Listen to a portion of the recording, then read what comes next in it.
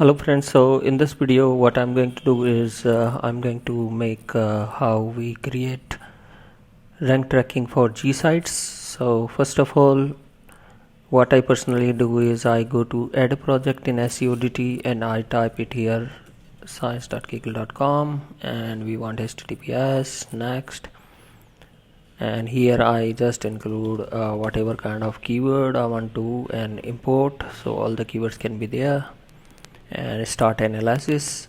Later you come to the rank tracker and you see all your keywords there and their ranks.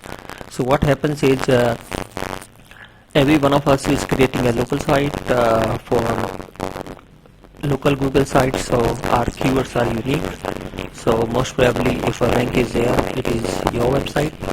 As you can understand, technically we don't own the G site, but sites.google.com is in the box. So whatever the keyword you put in there that way, and you will be writing the Google site ranks. I hope this helps.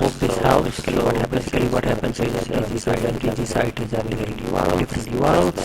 The idea is to track sites.google.com and all of your keywords should be there.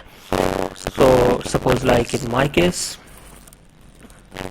as you can see, if I go to my rank tracker, I can see how a lot of websites are ranking, and you can see like the data, and if I scroll I see all the ranks, and every rank is having their G site mentioned next to it.